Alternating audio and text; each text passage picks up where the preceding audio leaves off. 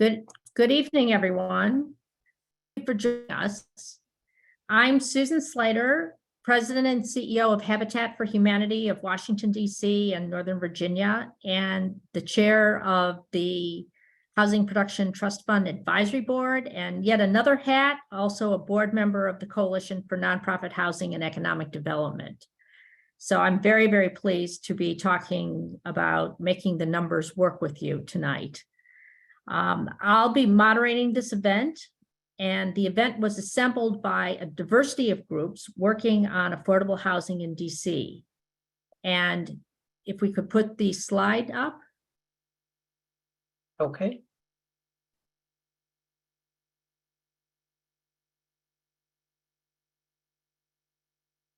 We want to give everyone who helped sponsor this event, from CNHED on down, from the Coalition for Smarter Growth and DC Fiscal Policy Institute, Ward 3 Vision, WIN, Ward 3 Congregation Affordable Housing Work Group, and so forth. So thank you so much, everyone. We want to take an hour and a half this evening to help people understand how affordable housing is financed. Understanding this is fundamental to making good programs, policies, and laws to support people in need of new home production, preservation, and rehabilitation. This event will walk you through financing and economics of affordable housing in layman's terms to provide all audiences with information needed to engage in critical policy and development decisions. We'll focus on affordable rental housing as the baseline for our discussion, but of course, there are many other important topics in housing affordability, but we are going to just start with the basics. So next slide. We have, if we could go to the next slide. We have three excellent and well-qualified speakers to help us understand how we finance affordable housing in DC. We want our speakers to help us understand what goes into financing affordable housing, including deeply affordable housing. They will describe why it is such a challenge and ways to overcome those challenges. Our first speaker will be Stan Wall from HR&A Advisors. Stan is the managing partner of that firm in Washington office. HR&A provides analysis, strategy development, and implementation planning, including for affordable housing. Stan brings a wealth of experience in housing and affordable housing as he's worked across the entire real estate project lifecycle, including strategy, planning, finance, development, and construction. Importantly, he's also an ANC commissioner in Ward 3. Patrick McEnany is a project manager with Somerset Development, a mission-driven for-profit that internally subsidizes quality resident services programs in underserved communities. Somerset has a strong record of partnering with tenant associations, community organizations, nonprofits, local businesses, and the public sector. And speaking of the public sector, we are also very honored to have Erin Wilson from the DC Department of Housing and Community Development. She is the Development Finance Division Manager at DHCD. She has nearly 20 years of experience in affordable and subsidized housing program and policy development and affordable housing finance and development. She leads the DHCD team that closed over $500 million in total local and federal gap financing over the past 4 years to produce and preserve over 3,600 affordable housing units, and she's leveraged over $1 billion in additional financing resources, which she will describe later. After we hear from our three speakers, we'll ask the speakers to discuss a few questions, and then we can also take a few questions from the audience after each speaker. Please use the chat to ask your questions during the presentation. At the end, assuming we have a little bit of time, we'll also have a more open conversation with the panel. Again, if you can use the chat or raise your hand. Now I'm going to talk a little bit about defining DC's housing needs. To set the stage for this discussion, we wanted to share a few numbers that help us understand where we are with DC residents' housing needs and define what affordable housing is. The bar chart on this slide shows that the vast majority of extremely low income households pay half of their income and devoted to housing costs. We call this severely cost burdened. An extremely low income household of four earns about $41,000 a year. As you can see on the chart, severe cost burden falls to very low levels for households at 80% of median income and disappears above that. What's affordable to a household is generally defined as not paying more than 30% of income for housing costs. So paying 50% or more is considered a severe cost burden. DC faces serious shortages in rental homes affordable to our lowest income households, a deficit of more than 33,000 units. More broadly, the DC region is projected to have an overall shortage of housing units needed to keep up with demand to live here. Housing insecurity and instability is something that so many in DC face, and both in DC and in our region. And as housing prices rise and incomes remain flat, this becomes even more serious. Households with low and moderate incomes and persons of color have been most affected by rapidly rising housing costs in our city and region. And that is a statistic from the Housing Association of Nonprofit Developers, otherwise known as HAND. With these issues in mind, we're going to hear from our speakers, but I also, before they start, want to introduce Cheryl Court, who's going to be helping me with the mechanics of moderation. And Cheryl, do you just want to introduce yourself for a minute? Hi, I'm with the Coalition for Smarter Growth. I'm part of a broader coalition of folks who put this together. Thank you, Suzanne. And I'll just help out Suzanne. Yes, right. On that note, I'd like to turn it over to Stan Wall. Fantastic. Thank you so much, Susan. I will begin sharing my presentation. One quick correction from my introduction. I am actually a recently former ANC commissioner, with my term having ended at the end of last year. But it was a great experience serving ANC 3F. I still remain here in the community and very excited to continue to advance smart growth, inclusive growth, and equitable development here in our community. I'm going to start with a quick review of how does housing development finance work, and run through some examples of what tools are available to help support affordable housing. This is kind of like the 101 part of tonight's presentation that we've built upon by Patrick's presentation on actual deals from a developer standpoint, and built upon further from Aaron's discussion of tools that DC is employing to advance affordable housing right here in our city. I will walk through a handful of topics: affordable housing issues, tools, a quick framework to help you understand how the numbers actually work with regard to making affordable housing possible. And then I will summarize by walking through how the tools might be applied to different parts of the housing finance process. We have a limit of 10 to 15 minutes, so if I move fairly quickly, please know that we are sharing the slides, and you can have more time to review those after the presentation. So diving right in, Susan set the table pretty well in terms of just the various issues that are affecting affordable housing, and there's a whole gamut. We are focused on rental affordability, but there's also issues of housing supply, housing stability in terms of people being able to stay in their homes, displacement of people who are in their homes, creating more opportunities for home ownership, the quality of housing where people live, can people get to employment, housing, schooling, healthcare, their other needs from where they live. Is there equity, racial equity, in terms of can people access and afford housing, no matter what their identity might be? And as we all age, are we able to actually stay in our communities, and can we stay in our communities in an affordable way and continue to contribute to the communities that we love?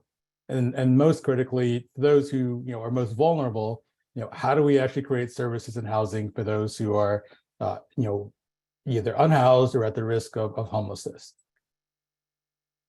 Affordable housing production tools generally fall into two main categories. Those two categories are land use and all the different policies around land use, and as well as subsidy in terms of all the ways to actually bring money into financing housing.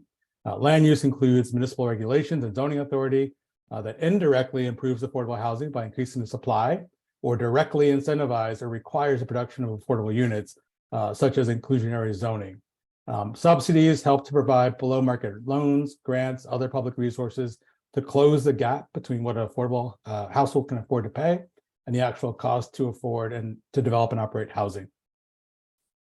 And one quick point, if everyone can please mute yourselves during the course of the presentation until we get to the Q&A portion. Affordable housing tools, land use tools, examples of these include, again, indirect tools that include by right zoning, building code reform, accessory dwelling unit provisions, and again, direct tools in terms of expedited reviews for affordable housing projects or inclusionary zoning as a way to advance housing. The positives of these land use tools is that these generally do not involve funding. These are much more around policy and land use constraints, and they encourage or require the creation of mixed income housing. They reduce the ability for constituencies to hold up production of housing, and they help to address legacies of racial segregation by driving new housing supply evenly across the city. However, some of the drawbacks of land use tools include decreased neighborhood control, doesn't always create housing for extremely low income households, and it creates existing naturally affordable housing may be lost to redevelopment because that's not part of this particular tool. Subsidy tools close the gap between what a household can afford and the cost to develop. These include capital subsidies that help to actually finance the project. This could be lower no interest debt and grants to reduce the cost to develop or acquire housing. On the operating side, it's reducing the cost of continuing to maintain and operate that housing. And this could include, subsidies for rent payments, income assistance, such as housing vouchers. The benefits of these tools are directly creates housing with affordability restrictions, serves all income groups and housing priorities, and can be used to leverage private funding that's brought into a project. However, it does require a very large amount of capital from government or philanthropy, and it might result in increasing taxes or diverting funding to pay for these large subsidy programs. So now I want to walk through, exactly how does housing get built, and what are the impacts of policy and affordable housing on the ability to build housing. And the starting point is that successful development of housing depends on balancing costs with funding and balancing expenses with revenue. On the left-hand side of this chart is essentially the capital side of developing housing. You have development costs, the land, soft costs, which is engineering and design, attorneys, and other kind of fees and consultants, and then hard costs, which is the actual construction of the building. At the simplest level, development funding comes from two sources, debt, which is a loan for the project, and then equity is what investors, investing in that project to build upon the debt that's part of the project. So that is the capital side. And for a project to work, you must have enough development funding to cover the development cost. On the right-hand side are the ongoing kind of operating and expense and revenue side. The expenses of housing include, paying back that equity, paying back that debt, property taxes, and then property management for ongoing operations and maintenance of the property. All of those components must be covered by rent. And if the rent isn't high enough to cover those components, once again, the project will not be feasible. Affordable housing reduces rents and as a result creates a revenue gap compared to operating expenses. So on the far right-hand side, you see that rent is now reduced because we've created affordable housing rent. But as a result, we can't actually cover all of the operating expenses. And as a result of this, we actually can't make this project feasible. When we have reduced revenue, that also impacts our ability to get funding. And essentially, we don't have enough debt and equity to actually cover the cost of the project. So in addition to having a revenue gap for operating the property, we have a funding gap for actually building the property in the first place. So this is kind of the impacts of, when we want to reduce rent to make housing more affordable and attainable, but it creates these ripple effects in terms of the operating of the property and the building of the property itself. Unless this gap can be closed, the project will be infeasible and it will not get built, and we will not be producing housing in this case. This is where tools come in. So tools kind of run across all of these components. Tools can impact the development cost, impact development funding, operating expenses, and revenue, and can be applied to any of these components of making a project feasible. So applying these tools from a development cost standpoint, land costs, soft costs, hard costs, again, are the development costs. These are a handful of different ways through which you can reduce development costs. Using public land and essentially writing down the value of that land to zero or a lower value to make projects feasible in exchange for providing affordable housing.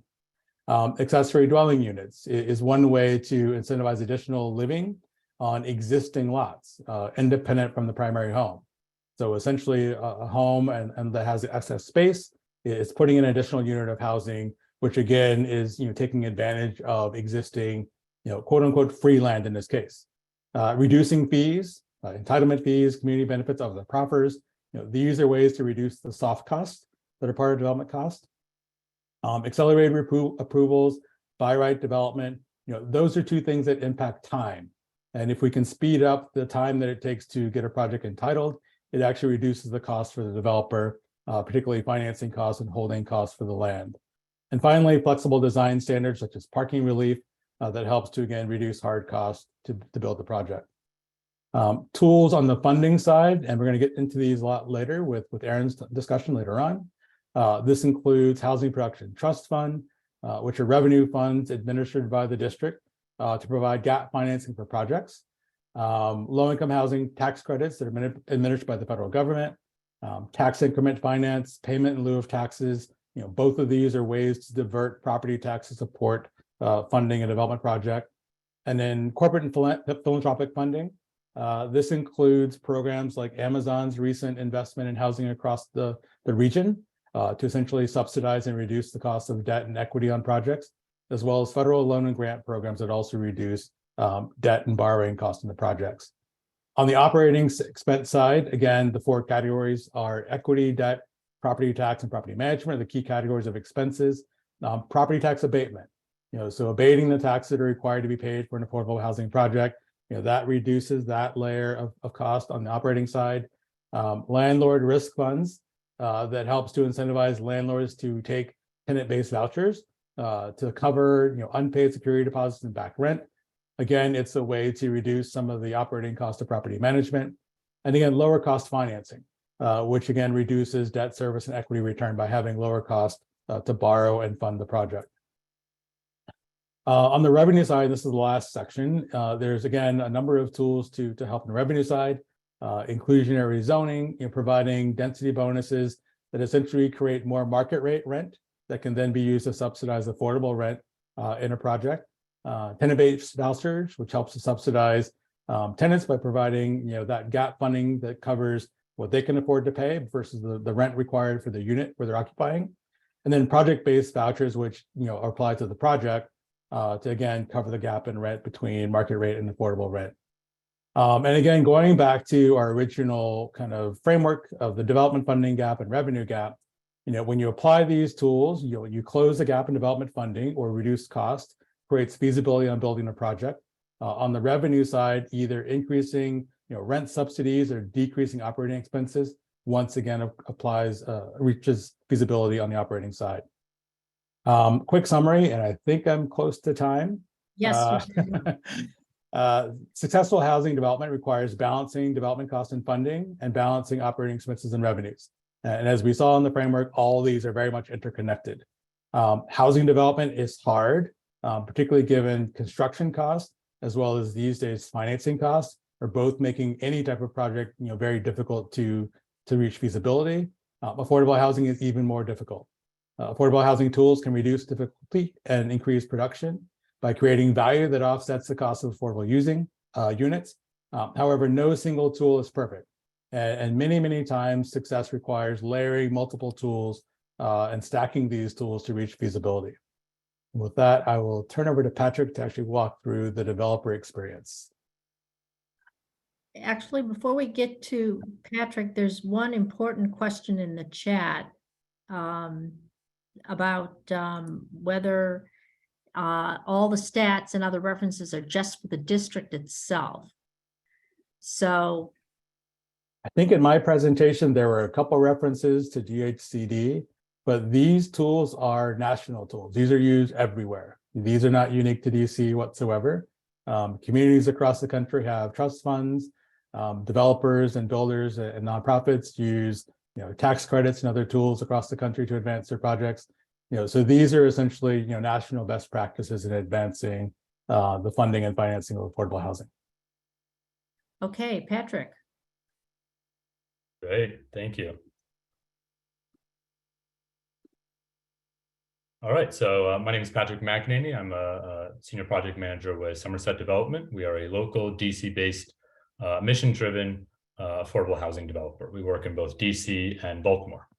So in this presentation, I'll go over a little bit of the tools, kind of affordable housing finance 101 of how you put together a basic budget for affordable housing. I'll walk through an example of building a 3-bedroom affordable apartment and what that takes and what the numbers basically break down to. I'll also talk a little bit about this question that we hear pretty frequently about affordable and market rate projects, whether they actually are in competition with each other or whether there's actually cooperation that happens. So the first thing to think about with affordable housing is just like when you go out to buy a home, we need debt and equity in order to fund a project. So when you are going out to buy a home, you have to look at what your monthly income is, how much you can afford to pay, and what interest rates are on the market. And that's the same thing when you're a developer. You go out and you look at what your income is for a project, what your revenue is, what your rents are, minus all of your expenses, as Stan mentioned, maintenance, taxes. And then often banks will actually cap for development. Your debt will be just capped at the lower of what the income can support or total project cost. Most often that's 60% of your total funding sources will be cut off. And then for affordable projects, because you have lower rents, your income's lower, which means generally speaking, you're getting significantly smaller loans than market rate deals. On the equity side, when you go out to buy a home, you save up and you put down your down payment as your equity contribution. And when you're building a building as a developer, you usually have to go out and you have to raise money from institutional investors. As I mentioned, because banks often cap their debt at 60% of project costs, that means you have to come up with the other 40%, a lot bigger than a regular down payment. Sometimes if you have a really large corporation, you actually have enough internal cash flow that you can use to pay that equity. But most often you're going out and you're raising outside capital. And it can be from all sorts of sources. One of the largest sources of institutional capital are actually pension funds. And generally, the way you can think about it is the alternative they have is they could just put their money in the stock market, right? You could go out and you could invest in a large publicly traded real estate company. And so as a result, if you're putting your money into one specific project that is much less liquid, much more risky, you're going to expect to have a premium in that return over a regular real estate stock to compensate for that higher risk. For affordable projects, generally speaking, the equity returns are not sufficient because you're not able to make that 12 to 15% return. Your rents are capped long term. You're not going to be able to suddenly turn around and sell your building at a large premium versus your development costs. And so generally, it's not really a good opportunity for equity investment. So affordable developers have to look for alternative sources. The number one that we generally use is what you call low-income housing tax credits, or LIHTC. So LIHTC was created in 1986 as part of a large comprehensive federal tax reform bill. The basic goal is to create a source for equity investment in affordable housing. Generally speaking, the way it works is companies will provide upfront equity investment during the construction process in exchange for writing off their corporate taxes. And generally speaking, the most common investors in LIHTC are banks, who then also are able to use that equity investment to meet their requirements under what's called the Community Reinvestment Act, which is a key piece of federal anti-redlining legislation. So the way it works is the investor will go ahead and provide the investment, and in exchange, they get the credits. The total amount of credits a project is generated depends on how much it costs to build the project. Most costs are eligible, construction costs, architect costs, but some things like legal fees or bank fees are ineligible. The investor then usually becomes a co-owner of the property. The developer will be the general partner, who's the day-to-day owner and manager, but the investor is a business partner in the deal long-term, and then they generally share in the cash flow of the building. They get the credits for 10 years, and then for another 5 years, there's what we call the compliance period, where the IRS is monitoring the program, making sure you're following all the rules. And if not, they can actually come back and claw back some of those credits. So it's basically designed for the investor to have an incentive to monitor the developer and make sure they're fully complying with the program. And generally, most investors, they look at these as 15-year deals. And once the 15 years are up, they've gotten their 10 years of tax credits, they've gotten through the compliance period. They don't really want to be holding individual pieces of real estate for long. So very often you'll find investors getting ready to leave after year 15.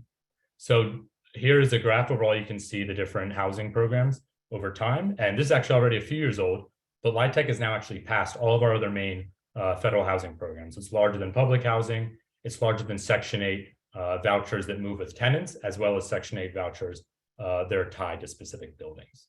So it's certainly not the only federal program, but it is increasingly the primary one.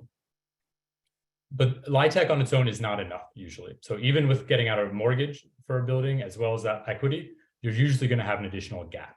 And so as developers, almost all of your effort is focused on getting those extra sources of financing. So I'll go over three a little bit. One is grants, so there's operating subsidies, and the third is subordinate debt. So grants usually are not very large in scale, but these are just direct money contributions that will either come from philanthropies, local organizations. Federal government gives out grant programs as well, and so affordable housing developers chase a lot of these grants whenever they can find them. And in some jurisdictions, you have to pull together a whole bunch of grants to make up the gap. Operating subsidies, the two most common ones are project-based vouchers. These will be vouchers that help to supplement a tenant rent, and they're tied to a specific unit. So Section 8 is kind of the most well-known federally one, but it also depends on the length of the contract. If you want to actually count it as long-term stable income that a bank will lend against to get a larger mortgage, they need to have certainty that it's a very long-term voucher that they can count on as an income stream for the property. The other very common one with local jurisdictions is tax abatements. So local jurisdictions will either waive or partially waive your taxes. That lowers your operating expenses, which enables you to go get a bigger mortgage. The third, and a very popular one in DC, is subordinate debt.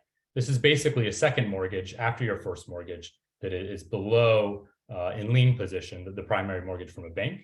And the main example we have here in DC is the Housing Production Trust Fund. It's essentially a revolving loan fund. So they give out funding to projects to make up that gap, usually on more favorable terms than a bank. And then they will go ahead and collect that over time. There'll be additional money that comes in from the city's revenue sources, but also over time, as the Housing Production Trust Fund makes some of that money back, they'll be able to lend it out again for future projects. So it's meant to be kind of a pot of money that grows over time and is able to fund more and more housing projects. So this is what we call the sources and uses. As a developer, you basically are looking at making sure that you're funding to cover all of your costs. On your left-hand side are the tools I was just talking about: a mortgage from a bank, your LIHTC equity. Let's say you're able to get a grant, maybe a green building grant for some energy efficiency features, as well as a second mortgage from the Housing Production Trust Fund. And that needs to equal all of your costs, which, as Stan talked about, are your land costs, the cost to actually build the building, all of your soft costs to design the building, to pay your permitting, insurance, all of your financing costs to pay your loans on an interim basis, as well as any bank fees. Generally speaking, you also want to make sure you have a good chunk of reserves, both during the construction period, as well as during the lease-up period when you're trying to get your building full, and then long-term to cover any sudden operating shortfalls you may have. And finally, developer fee, which is basically the revenue for the developer in exchange for doing the work. So obviously the developer, like the architect and the contractor, doesn't need to get paid, and that usually factors in as well. So here's an example of how that actually breaks down in practice. Or we'll just take a hypothetical 3-bedroom affordable apartment. So let's say we're looking at a 1,000 square foot apartment. We're looking at a 50% AMI unit, which currently is about $71,000 in annual income from a family of 4. We're assuming a low-rise wood frame apartment building. Numbers been jumping all over the place for construction these days, but we'll take $245 per square foot as our assumed construction cost. We're also assuming a complete tax abatement, which in DC is available to nonprofits that use LIHTC. So there are no taxes. And then the acquisition cost, we're also assuming it's zero. The land is given away from free. I'll talk a little bit more about that later. And you're also getting a mortgage on pretty standard terms right now. We'll take 5.5% interest rate and assuming a 40-year amortization, a little bit more than the standard home buying 30 years. So for your operating budget, the rent is set at $19.60 monthly. That's because the rent limits are set for affordable housing based on that AMI limit. And you actually deduct an amount that the tenant would pay for their utilities. So in this case, we'll assume we deduct $150 for tenant paid utilities. So your net rent on that unit is $1,800, which comes out to $21,000 in annual rent you're making. Now we'll assume your operating expenses are around $9,000. It's a little tight these days with inflation, but that comes out to a net operating income of $12,700 on the unit. So on the development side, we're going to imagine that the total square footage you build, because you have to build more than just the unit itself, is 1,176 square feet. That counts for hallway space, all the other trash room, laundry room that you might build in. We're assuming a contingency to make up for any unexpected costs during construction, which is an inevitability of 7%. We're assuming all those soft costs around 15%, as well as the basic financing costs at 12%. So if you add all that together, we're estimating a cost to build this unit of $386,081. So as we mentioned, your NOI, your income for this unit is $12,700. Assuming those mortgage terms I mentioned, that means you can get a first mortgage of about $171,000. Those total development costs spit out a LIHTC calculation, which I won't get into because it's a little wonky, but that it will be about $128,000 that you can raise in LIHTC equity, which means you now, between those two sources, have $299,000 you're able to use. The problem is, of course, that's not enough. So as we went over, you have costs that are $386,000, and now you have a gap, if you look over on the left, of about $87,000 for this unit. So what this is telling us is that the rent that the unit makes is not enough to pay for its construction. And that's kind of the really key thing to understand when we talk about the gap in affordable housing. It costs more to build these units. And that's when you're assuming the land is completely free, which is not realistic. If we kind of assume about a baseline $100,000 per unit, you're really looking at a gap of closer to $187,000. And this is actually assuming no money going into those reserves I mentioned, and no money for developer fee, which means the developer is not earning any revenue. You're not paying any of the administrative costs for the people that do the work to get it organized. And so once you add those in, realistically, you're looking at a gap of over $200,000 for the unit. There's many other factors that can change these calculations. This is just an example, of course. When you have a taller building, different material types actually make your costs go up significantly. So wood construction is generally significantly cheaper than a concrete high-rise. There's Davis-Bacon federal wage rules generally tied to some of your funding sources that actually push those costs higher as well. And if you want to add underground parking, that's generally a very large cost as well. As you get into trying to do deeper income targeting, your revenues are going to go down, which means you're going to have smaller mortgage and you're going to need a much larger gap. Although if you get operating subsidies tied to that, it can offset it. And then, of course, interest rates, which really drive everything in the market, first and foremost, as I think we've all learned over the last few years. When interest rates go up, mortgages get much, much smaller. And so recently what we've seen in the market, we've had huge increase in interest rates, and gap financing costs per unit have gone up dramatically as a result. So the last thing I want to touch on quickly is this idea of affordable and market rate housing, whether they work together or compete with each other. And the key thing to understand is that land is exclusive, right? When you have a piece of land, it can only be one thing. Unlike manufacturing, where you can churn out as many widgets as you want, with land, you have to look that as soon as you build one thing on that land, you're automatically not building anything else.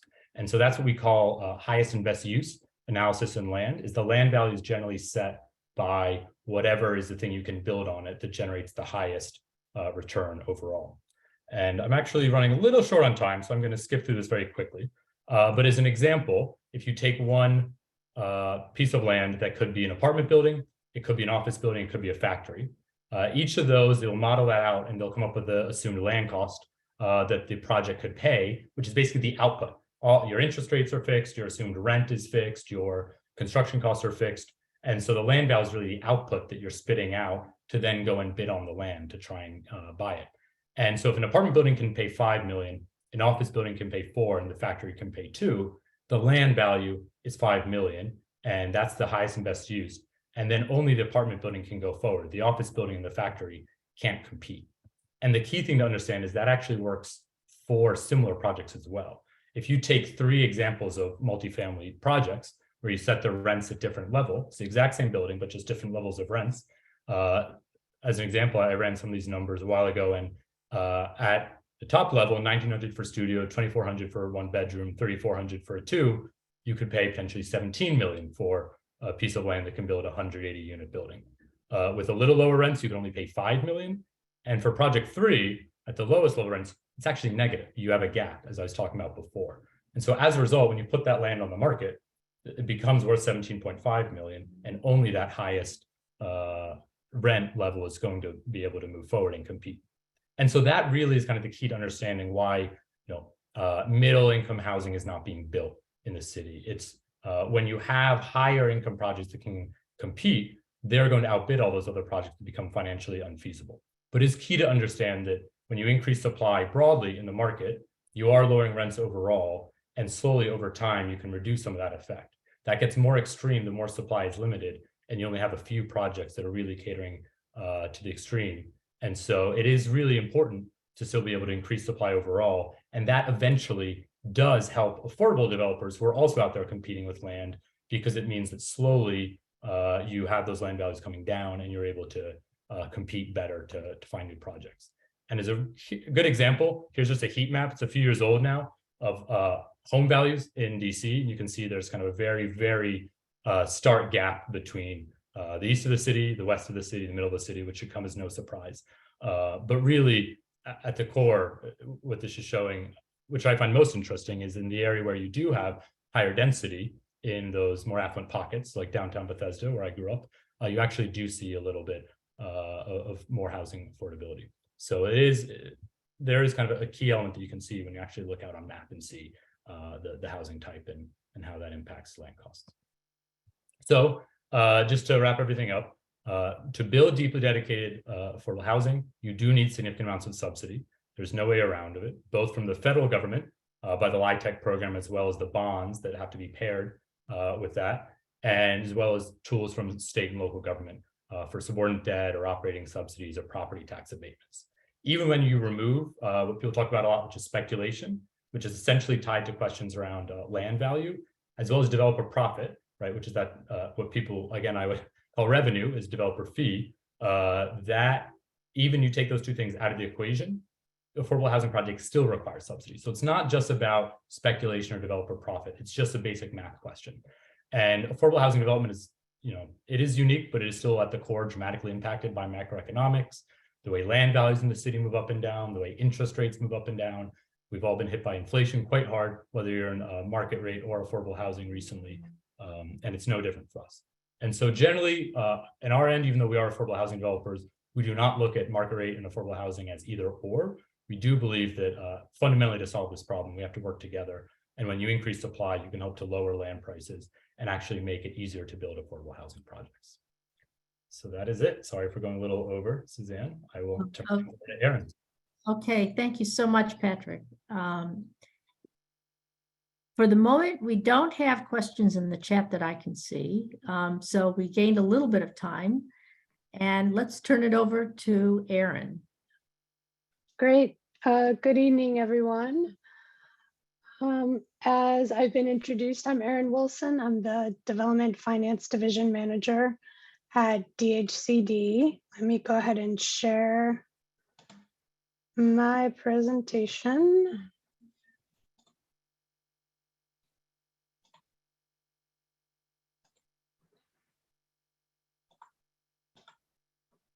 Okay, hopefully everyone can see that. So my portion of the presentation will be Hold on, we can't see it. Can't see it. Okay, hold on. Make sure you hit share. This pesky Zoom. Let me try again. Okay, Am I good now? yes. Okay, cool.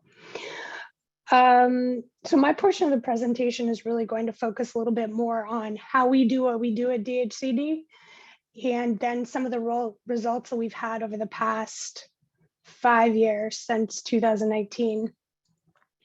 I'm also very happy to touch on why financing extremely low income units is difficult. And hopefully some of that will come out in our discussion. So I think probably everyone is familiar with DHCD at this point.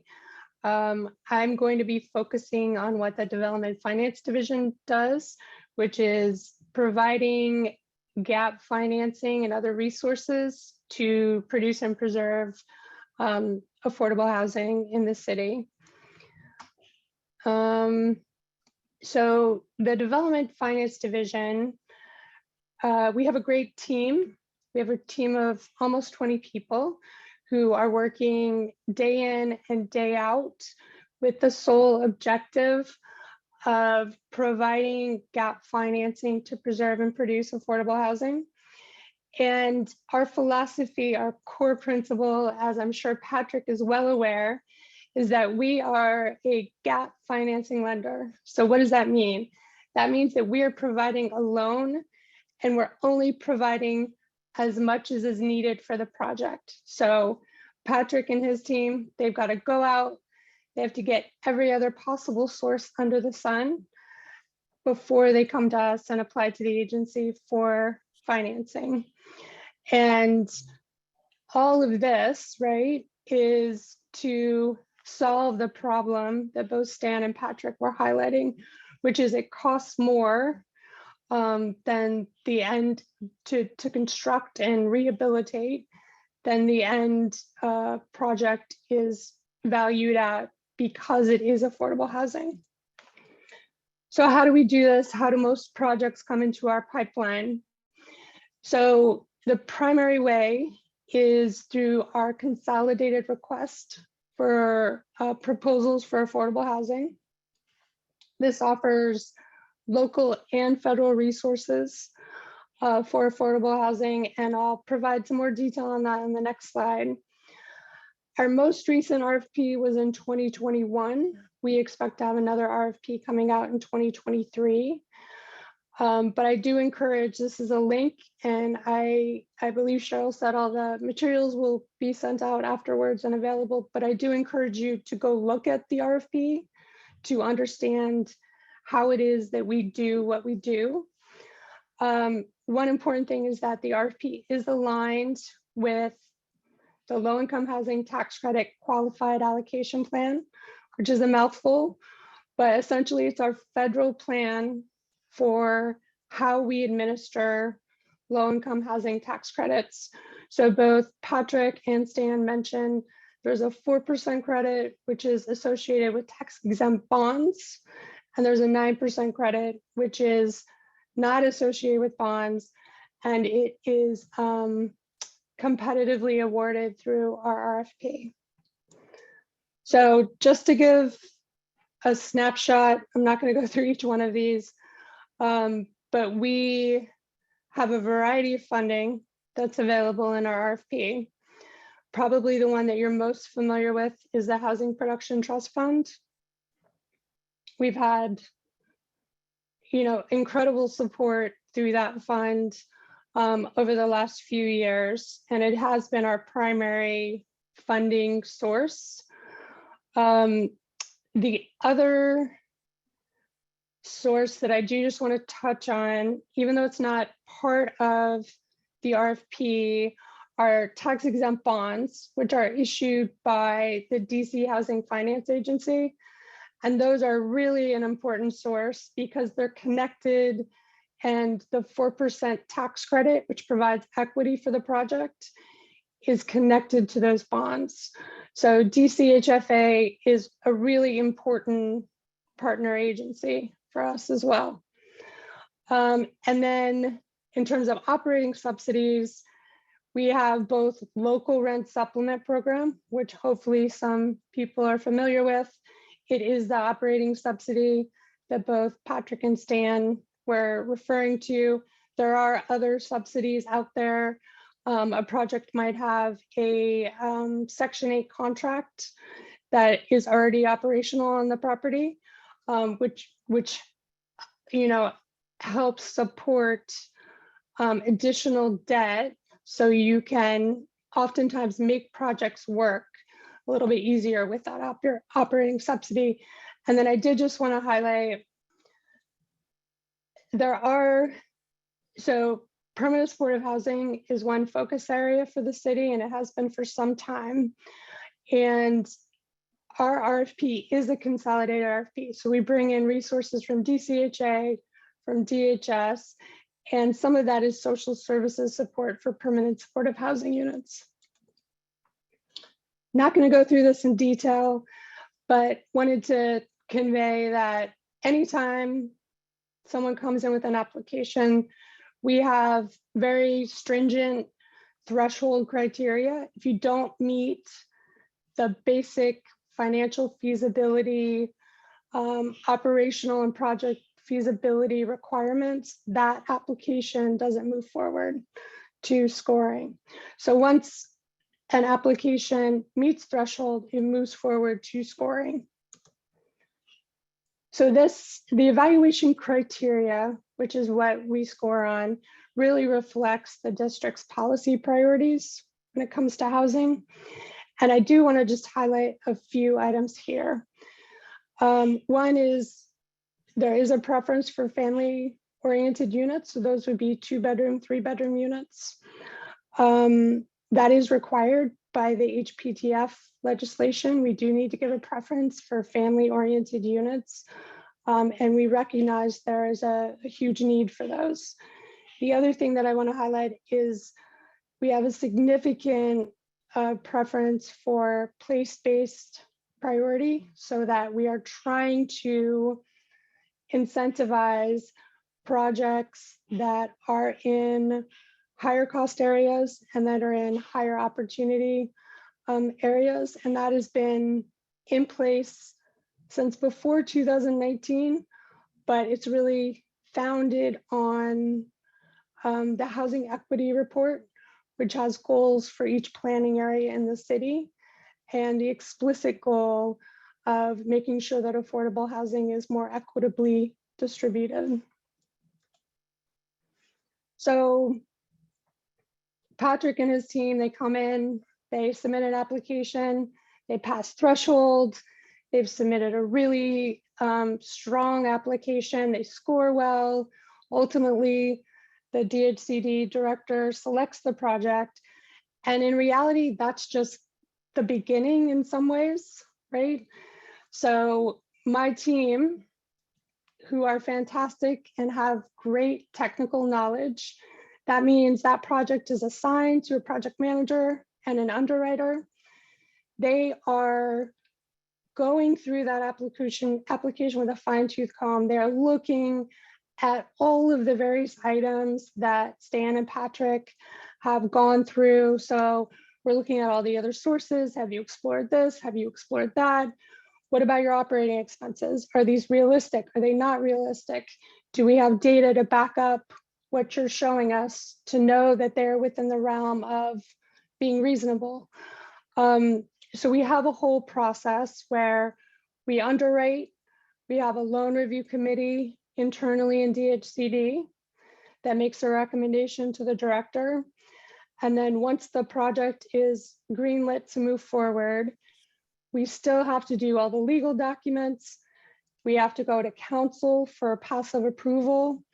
And then we finally move to financial closing, which is really just the beginning of the construction process. So it's kind of these big tranches of process that reflect the district's priorities and reflect that core principle that I was talking about, that DHCD is a gap financing lender. So that is a quick take on how we do things. And I'm happy to answer any questions that come up.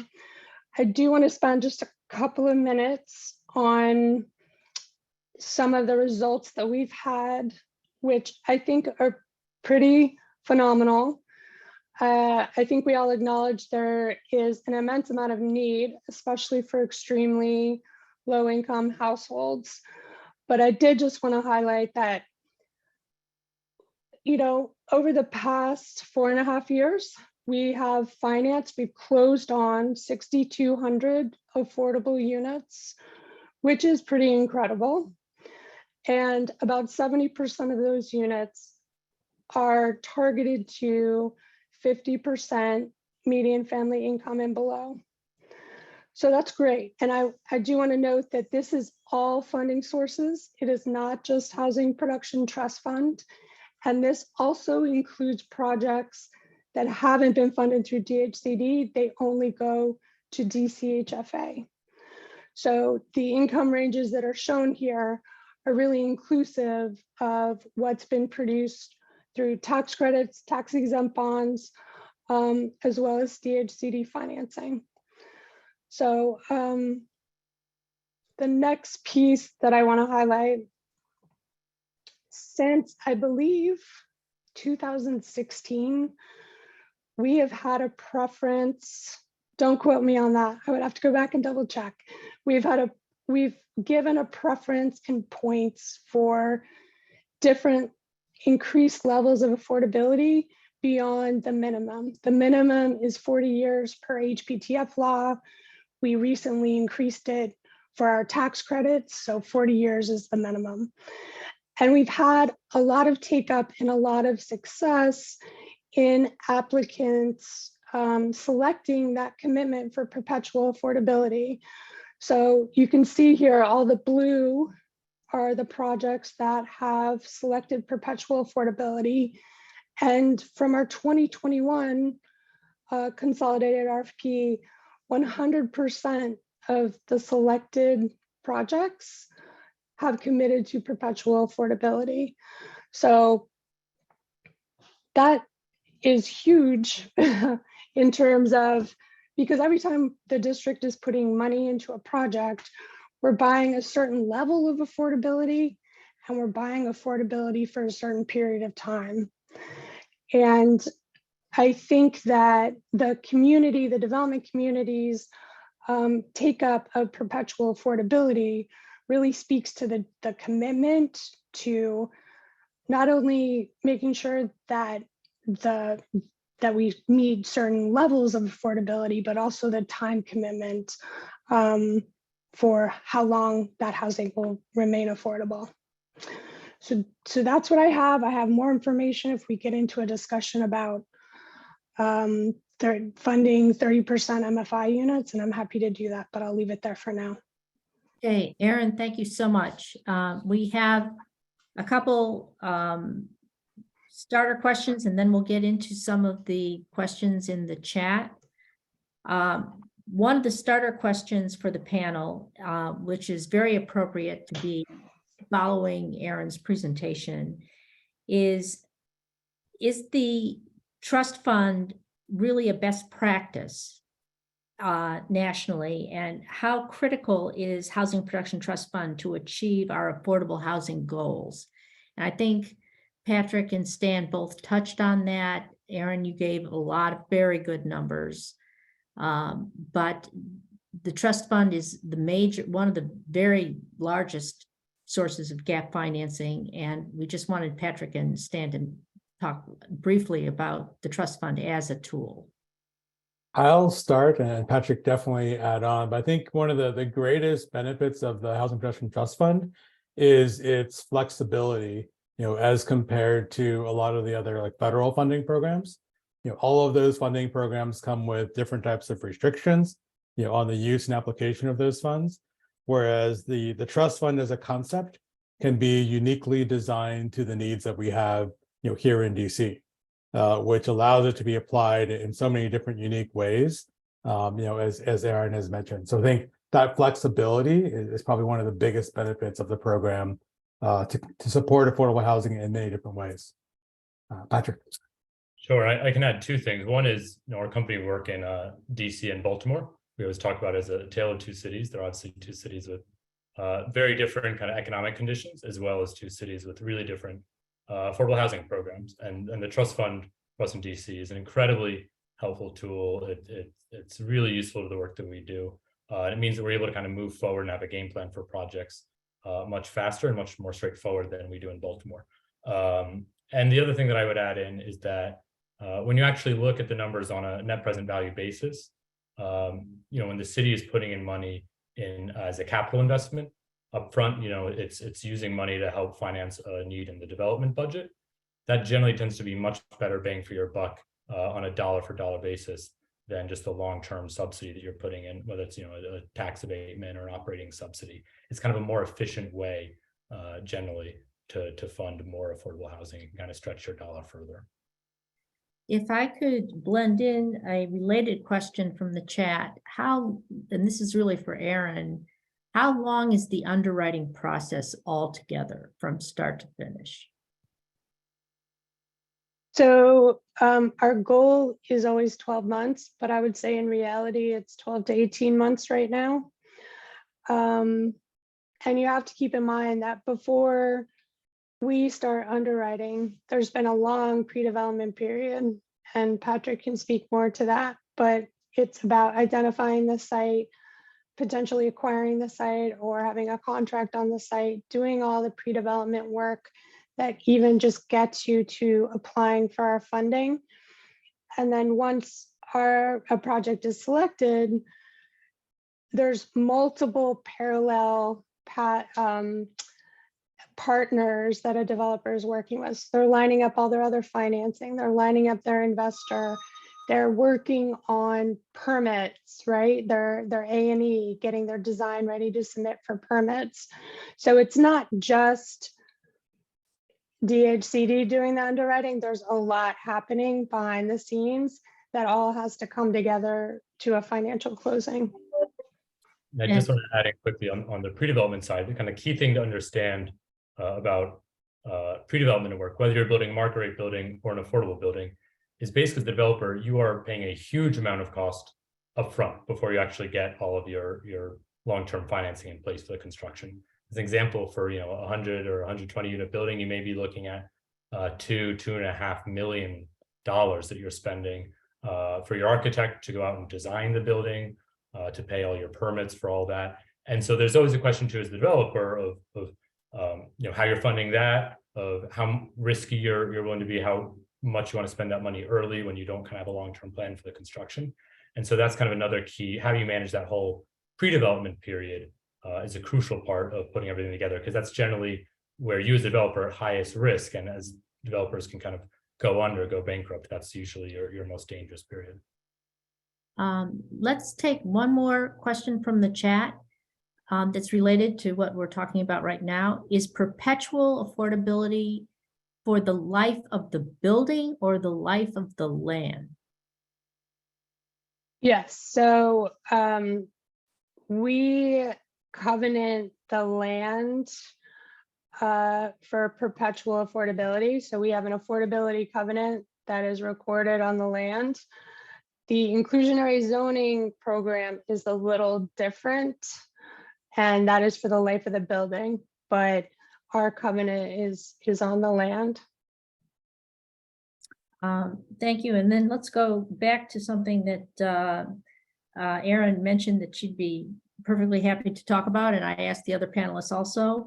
Why doesn't DC produce more affordable housing for extremely low income households? Erin, do you want to start? Yeah, I can definitely start with that. So I think that both Patrick and Stan have highlighted that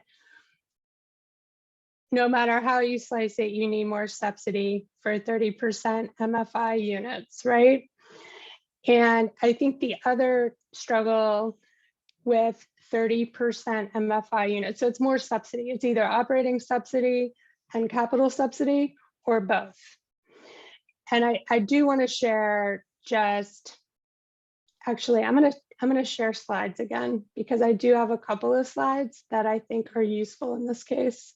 So let me do this. And I'll try to do it a little bit better than I did before. Can you all see that? Yes. Okay. So no matter how you slice it, more gap financing is needed for different MFI units. And so this is an example project. This is just one project. It's not generalized, but it's a good example. And you've seen this capital stack from the other presentations. So for 30% MFI, you've got to put in more funding, right? So if we add in LRSP or operating subsidy, we can put in less HPTF because the first trust that can be raised through that unit is higher. So one thing that, and we can include these slides, I can include these slides in what is sent out to everybody. But I guess one thing that I want to share is during our last RFP, we had 3 particular projects where we asked them to increase the number of 30% units. And initially we thought we'd be able to do that by just putting in more HPTF. But actually, when you look at that pro forma over time, the industry standard assumptions for expenses and revenue increases, that project actually starts going into a deficit over time. So it really has to be a combination of both the capital subsidy and additional operating subsidy to keep that at a level where their debt service coverage is still positive during the compliance period. So we have this benefit now of having these real world scenarios where we have seen how that actually plays out in reality when you're trying to go to a closing with other financial partners. And it's very difficult to find that balance to make sure that you have a property that is feasible and operating well through that compliance period. We're talking about these affordability issues almost as though each building is just one median family income. Could all 3 of you talk a little bit about mixed income projects and the idea of including market rate projects in affordable housing? Patrick, do you want to start? Sure. So that's something that we are very interested in. It's something we do on some projects. We explore it on every single project. There are a lot of components to it. It is I think something that we aim for is the best practice, but the financing can get complicated. So there is something now in low-income housing tax credits called income averaging, which was as part of the 2017 tax bill. One change that was made to the program, it used to be all of it was only set at 60% very mean income. And in order to try and get some of those lower income units, those 30% AMI units, they created kind of an opportunity in the program where you can go higher, up to 80% AMI, as long as they're still meeting on average that 60% AMI level. So we haven't done an income averaging project yet, but we do think it's one really interesting tool to kind of have a little bit more flexibility with how you use the tax credits. On the market rate side of things, one wrinkle that is a little tricky is that I mentioned how banks often are the main investors of low-income housing tax credits, and they often use the program to meet their requirements under the Community Reinvestment Act, which is federal anti-redlining legislation. The terms of the Community Reinvestment Act require that a majority of the use has to be for affordable housing, which means often banks actually, and it can depend bank to bank how they look at it, how they interpret it, but they will expect it to at least have 51% affordability in order for the project to qualify. And then there's also the challenge. So if you're looking at kind of just doing a 20% affordable deal, a 30% affordable deal, in order to make the numbers work a little more easily, that can be challenging. But then the other thing is also that banks often want to know that they have collateral that they're able to take. If you go under, if there's some big problem and they have to step in, can they fully assume control of the building? And if they have kind of just a share of units that are scattered throughout, it's almost like individual condos, that can be hard. So sometimes it's about how you actually design the building, and you obviously want to try and promote as much integration as you can, but then that's kind of one of the challenges that you have to work through with your equity investors and then with your lenders. So Again, it can certainly be done, but there's a lot of challenges to it. One practice that we've seen some affordable housing developers who seem to figure this out, who we would love to find a way to replicate it.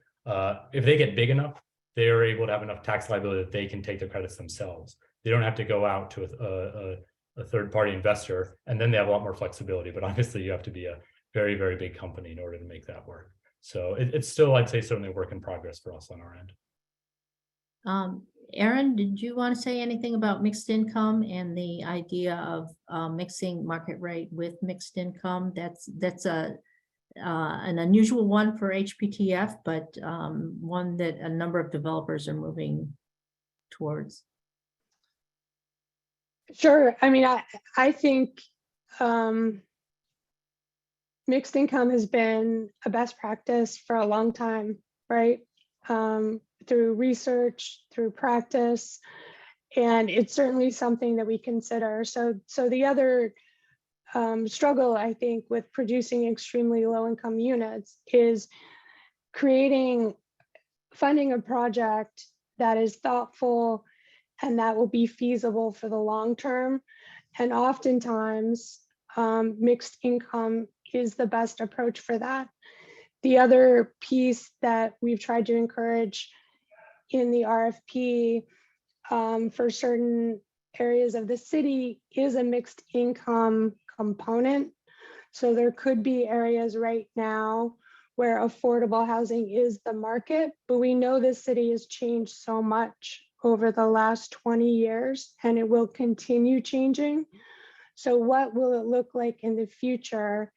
And to be able to have units that are at different AMIs and aren't just solely concentrated in 30% MFI and 50% MFI is also a policy objective, and it follows best practices that I think this industry has recognized for a really long time. Okay, Cheryl, I don't see anything in the chat. Do you? I have a few more questions for the panelists. Oh, well, actually,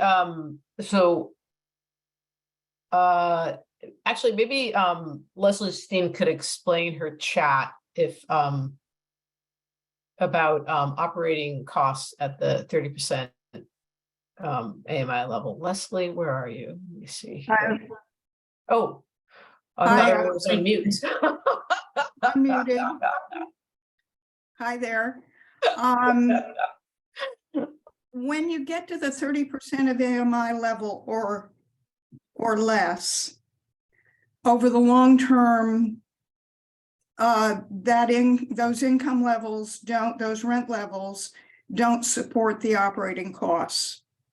When you trend it out, you know, it used to be 3 and 5, and then it was 2 and 3, and I don't know what the trending levels that are required today are, but when you trend it out, as required by the lenders and the equity partners, those lines crossed, and that was said earlier. Those lines cross, and you're underwriting at a higher level for trending for operating costs than you are for income. And so at some point those lines cross and those units are not supporting themselves. And those trending levels are based on historical knowledge of what happens with rents and operating costs. And I would say today with high inflation, we've been underwriting at too low of a trending rate for operating costs, and some people are going to be hurt. But basically, 30% of AMI is what the industry has recognized. They don't support, those units don't support the operating costs. That's not debt. That's saying you're going into this with no debt on those units. But after a number of years, those units are not paying the operating costs, and you can't do that. So you have to have rental subsidy to make up the difference. And we're very fortunate here in DC that we have our own rental subsidy. And we need more of it if we're going to address the need for 30% of AMI and less. We need more of that rental subsidy because that's what picks up the gap. What the rent doesn't cover, the rental subsidy will cover. Just to jump in quickly to explain to folks, when you talk about trending 2 and 3, it means you're talking about your rents, your revenue going up 2% over time, and your expenses going up 3%. It's generally, as Leslie talked about, historically, numbers can change, but the general trend is your operating expenses go up faster than your rents do. And that's what you have to really watch out for over time is, do you still make it to be able to keep projects afloat? Okay, we talked about the long lead time that developers need to identify parcels of land, to assemble all sorts of sources of funds, even before they get to Aaron and the Housing Production Trust Fund. And then Aaron talked about the 12 to 18 months of underwriting where a lot is going on, but still it's a long lead time. Let's go to what then happens, which is construction. And one of the questions is what is the developer's role once construction starts? Patrick, do you want to start with that? Sure. So, the developer is still very, very involved in the construction phase. You actually have to get the building built. We have a project that we closed back in December that I'm over at constantly. Even though I'm not our construction person, a good developer, you definitely want to have real professionals overseeing it. But it's, it's just like if you're doing a home renovation or something in your house that you need to really be there. You'll have architects and contractors and real detailed professionals, but you as the owner are the one who, the buck has to stop with you, and you have to make calls, you have to monitor what's going on. And then once the building's built, you're the one who's responsible for getting people in the unit. You'll have a property manager usually who will, go out and market the property for you and find you tenants. But at the end of the day, the buck stops with you. You have to be the one to get your building filled so that you can pay the bills. And so generally, it's a very hands-on process. I would say in our company, we are a developer, but we spend, we have at least 50% of our overall staff time is actually devoted to long-term operations and management and making sure, not just that we get the building built, that we get the building leased up, but, you're then holding the building for at least that 15-year period that we talked about. And anything goes wrong, you're on the hook to fix it, and your investors will expect it, your lenders will expect it. So it is, you're both a developer and a landlord. Stan, do you have any comments about the total life cycle from the minute a piece of property is identified and a development team is formed to actually getting things built and then going into asset management? Do you have any comments about that? It's the shortest time that I'm aware of is usually 5 years. So I'm interested in the panelist discussions. Yeah, I think that sounds about right. Just depending on what the existing kind of land use constraints might be, and if there's a need for any type of zoning variance or relief.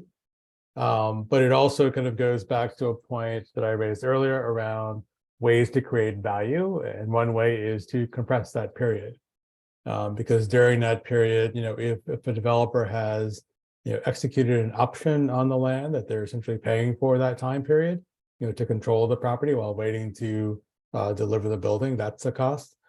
There's also the cost, as we've seen very recently, of inflation, and the fact that waiting for 1 or 2 extra years could mean a significant increase in building costs that eliminate or reduce feasibility of a project.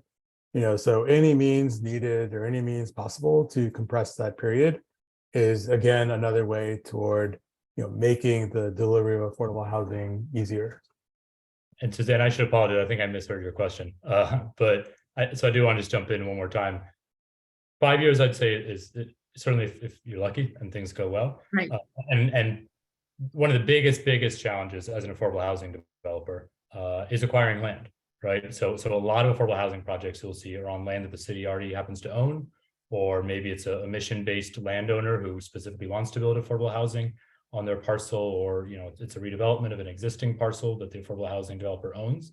The biggest challenge, if we really want to kind of build projects at scale, is how we go out and actually acquire land in the marketplace. And most people who own property, just like if you own your house, you're not going to want to sit on it for 3-4 years to actually close on the deal. So often you'll have to take down the land, is what we call it in developer speak, on a short-term basis, and then you have to figure out the financing for that, which is certainly challenging, and then adds all the costs for the interim acquisition financing. So that's definitely a key piece of it that I think we're often very focused on, of trying to figure out how to solve, especially if we're going to build affordable housing in the affluent parts of the city, where I know a lot of focus is. And then, yeah, I'd generally say 5 years if you're lucky, but very often 6 or 7. Cheryl, can you read the entire very long question in the chat? It's cut off for me. So,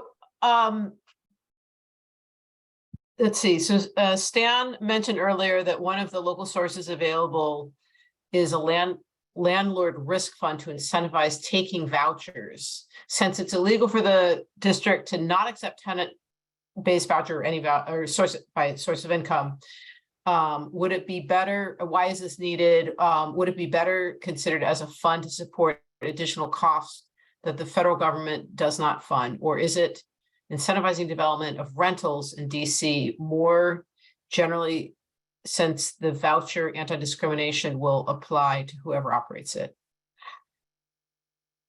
I think I generally know what this is tagged toward. There's a slide where I talked about essentially a fund to cover things like lost security deposits or other costs that are associated with administering, voucher programs or like deep levels of subsidy for tenants. And yes, you are correct that it is illegal with regard to not accepting vouchers, but essentially there are still costs of administering that program. And this is a way to kind of reduce some of that friction by making it easier to administer the program and reducing the cost of that to the ongoing operations of a project that's accepting vouchers. So I think that kind of answers it a little bit, but Aaron or Patrick, definitely feel free to weigh in. Aaron, do you have to add on that one? That's kind of a mixed question. No, I thought Stan gave a Okay, great great. answer to that. Great. And then Rick Ryback asked about that some jurisdictions, in lieu of tax abatements, have restructured the property tax to reduce the tax rate applied to the privately created building values, while increasing the tax rate applied to publicly created land values. Like if you build a metro station next to your parcel, it'll be worth more, and that was public investment. The lower rate on the buildings makes it cheaper to construct and improve and maintain those buildings, and then the higher rate on land helps to create land prices that are more affordable by reducing the profits from land speculation. Let's see, what does Channel think of this? That's sort of like a land value tax or a split rate tax, where you tax the land and the property at different values. Yeah, I guess I'm not completely sure what the question's asking. I have seen the use of tax rates in that manner, and DC does this to encourage moving either vacant or underutilized property into productive use, which does theoretically increase the amount of land and property for development by pushing owners who are sitting on properties to actually build something and get those properties occupied. But I don't quite understand the publicly created value, like that part of that question. Patrick, do you want to take a stab at it? Yeah, my thoughts are similar to Stan. I think that the publicly created value is the part I wasn't quite sure on, but I can say generally, and I think there's a lot of interesting, opportunity to experiment on land value taxation. I think getting back to the slides I was talking about with, highest and best use and how you kind of analyze what land value ends up being worth. There's a lot of role that taxation can certainly play in that. From the development side, at the end of the day, what you are looking at is your annual tax bill. So part of it just depends on what's the blended rate, how it breaks down, depending on what your tax bill is and how that impacts your operating expenses, that's going to dictate what your development budget pro forma looks like, and then what your gap financing need will be. So part of it also depends on if it's fundamentally reducing your land costs, it can help to balance out. But at the end of the day, what also matters is just how it's structured in your operating budget and when the tax is paid and how often it's paid. Could Mr. Ryback explain that further if you're still on the call? That's a It's great breaking idea. little bit, yeah. That's a great idea. Rick?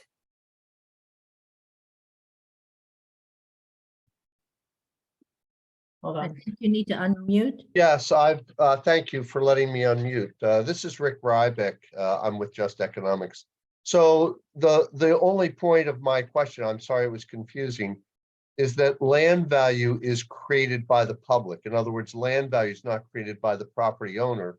It's created by what the community does around a piece of land to make it a potentially valuable place, either as a place of business or a place of residence. And so good transportation, public education, streets, transit, parks, all those things create land value. And so right now, if the city creates $100 worth of value in your land by putting a new transit stop nearby, you pay tax on that. Typical taxes are between 1% and 2% of value per year.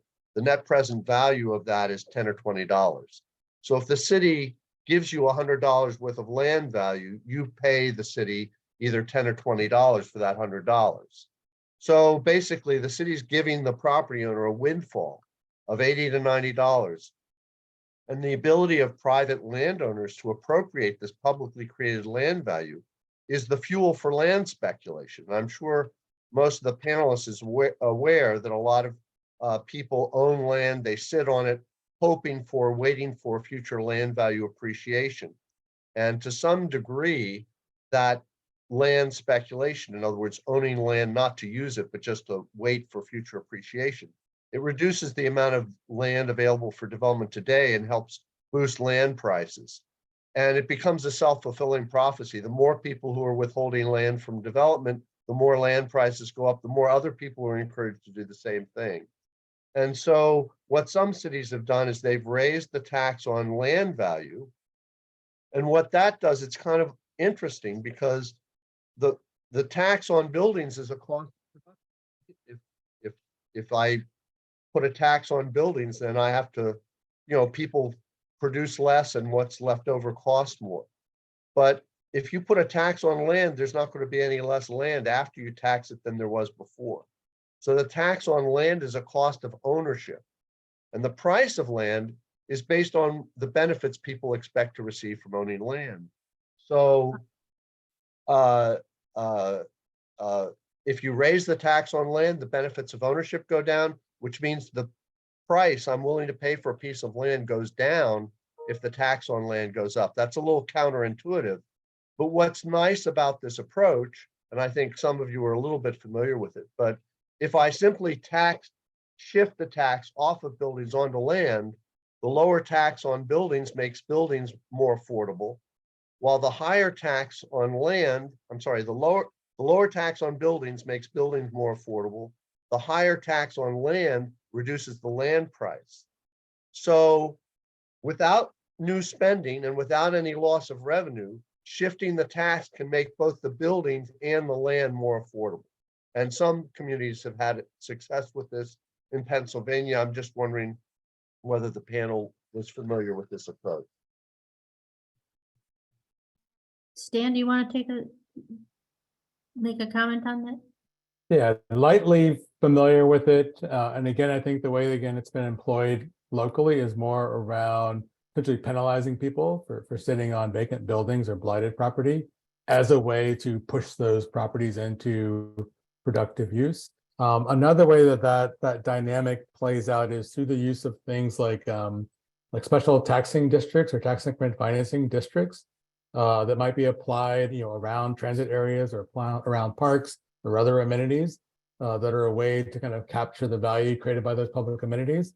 And then that value is then reinvested into any number of public goods.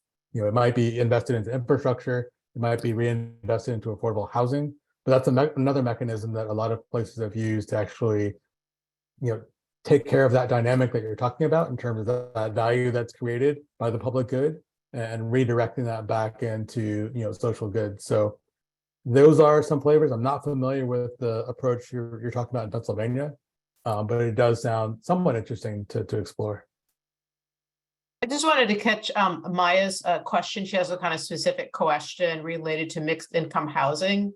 And Aaron, she directed it at you in particular, but I think that anybody could who produces affordable housing and works with residents would have a perspective, is that you cited as best practice to do mixed income housing, but do we know what residents or prospective residents' preferences are related to mixed income housing? And has there been, some studies of this, or to look at what residents who are in need of subsidized units?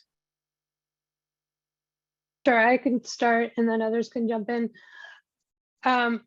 First, I think you have to distinguish between, so when I say mixed income housing, I'm talking about housing that goes from 30% potentially to market rate, but it could also just be a variety of units that are at different MFI levels. So going from the 30 up to the 80% MFI. So I think there have been studies. I can't speak to them off the top of my head, but I think it's a fair point that resident preference, I think, probably varies. And Patrick might be able to speak to this a little bit. And I'm thinking of Portner Flats in particular. But I think there's different types of mixed income. It doesn't always have to be, and actually I would say that market rate and affordable is difficult to make happen anyway, just because of the financing structure that's needed. So when we're talking about mixed income, I think we just have to remember that it's a variety of affordable units and potentially market rate mixed in. Yeah, just to add to that, we haven't done full in-depth studies, but we have, done several redevelopment projects and explored others at properties where we're looking to kind of redevelop existing operating buildings. And I think we get a lot of interesting feedback from our tenants during that process that we learn from. One thing that was interesting at Portner Flats, which is a building that we own down on V Street between 14th and 15th, is that we were looking at some different mixed income development scenarios there. And one thing that we found from tenants there very specifically is that, if you kind of think of the U Street corridor, which is kind of loud, popular nightlife, a lot of young people want to live there, is that we were kind of surprised at the level of hesitance, but there's a lot of level of hesitance from our residents that, not wanting to be in a building designed for young 20-year-olds and that was going to have a lot of noise late at night, and kind of wanting a more quiet family environment. So a lot of times it's, even the unit type that you build, you want to make sure that you're kind of mixing folks correctly generationally and just general lifestyle. And then we've also had projects that we've looked at where we've talked to residents about redeveloping, adding significant numbers of 30% MI units and gotten a lot of hesitation there. To be honest, it's just folks just a little nervous about who else was coming to the building and what their background would be and whether they would need a lot of supportive services and whether that would be available. So, I don't want to say we certainly tend to be very supportive of redevelopment, of mixed income, but that's kind of, I'd say in redevelopment is when you really just go and talk to people and say, if you live in a new building, what would you like it to be like? And what would you like the community to feel like? You'll kind of learn a lot that people's preferences are complicated and mixed and they vary. On that note, with the main theme that affordable housing is very, very difficult and very complex. I know all the sponsors want to continue forums of this type. And it was very heartening for all of us involved to see how many people actually stayed on throughout all of this. So I want to thank Cheryl for all the work she did to put this together. Thank Patrick, thanks Stan, and thank Aaron, and thank everyone in the audience for your great questions. And thank you so much for sticking with us here tonight. Thank you all.